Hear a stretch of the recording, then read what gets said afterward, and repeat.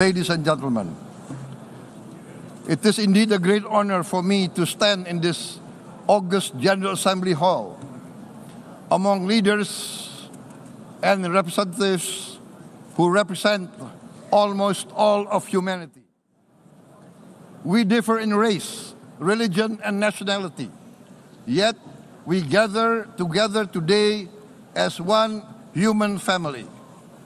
We are here first and foremost as fellow human beings, each created equal, endowed with unalienable rights to life, liberty, and the pursuit of happiness. The words of the United Nations Declaration of Independence have inspired democratic movements across continents, including the French Revolution, the Russian Revolution, the Mexican Revolution, the Chinese Revolution, and Indonesia's own struggle and journey to freedom. It also gave birth to the Universal Declaration of Human Rights, adopted by the United Nations in 1948. All men are created equal was the creed that opened the way to unprecedented global prosperity and dignity. And yet, in our own era of scientific and technological triumphs, an era capable of ending hunger, poverty, and environmental ruin, we also continue to face today grave dangers, challenges, and uncertainties. Human folly, fueled by fear, racism, hatred, oppression, and apartheid, threatens our common future. My country knows this pain. For centuries, Indonesians lived under colonial domination, oppression, and slavery. We were treated less than dogs in our own homeland. We Indonesians know what it means to be denied justice and what it means to live in apartheid, to live in poverty, and to be denied equal opportunity. We also knew what solidarity can do in our struggle for independence, in our fight to overcome hunger, disease, and poverty. The United Nations stood with Indonesia and gave us vital assistance.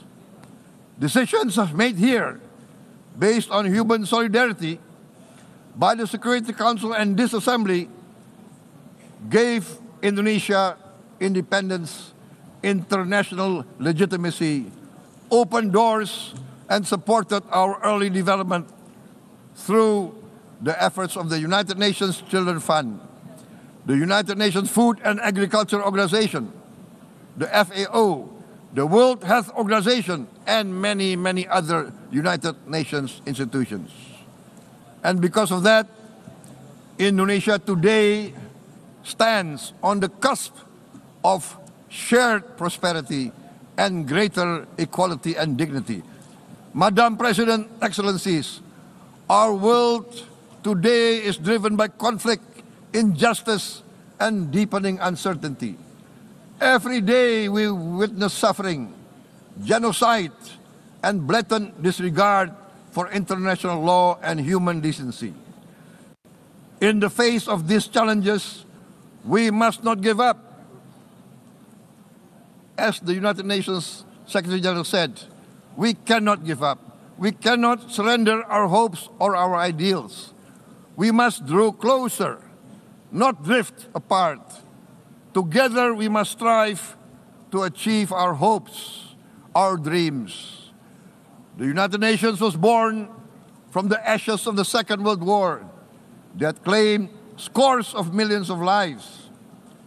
It was created to secure peace, security, justice, and freedom for all.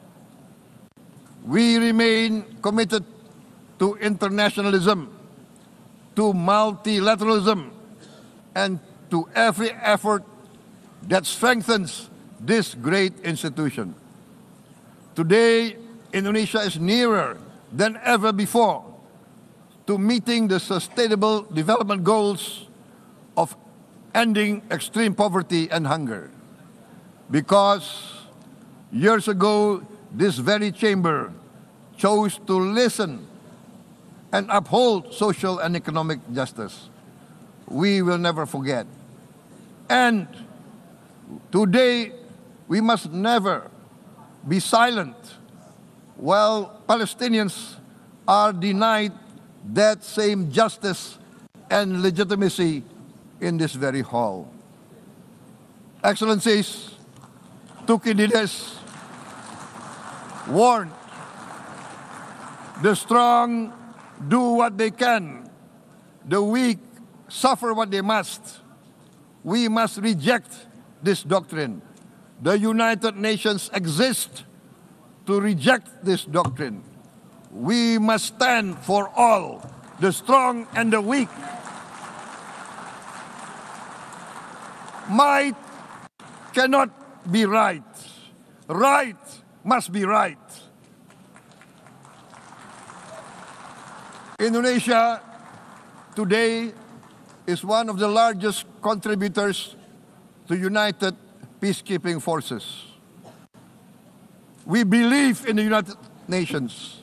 We will continue to serve where peace needs guardians, not with just words, but with boots on the ground. If and when the United Nations Security Council and this great assembly decide Indonesia is prepared to deploy 20,000 or even more of our sons and daughters to help secure peace in Gaza or elsewhere,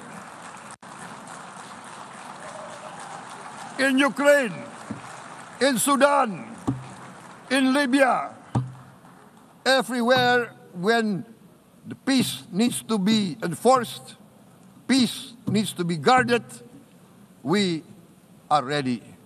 We will take our share of the burden, not only with our sons and daughters, we are also willing to contribute financially to support the great mission to achieve peace by the United Nations.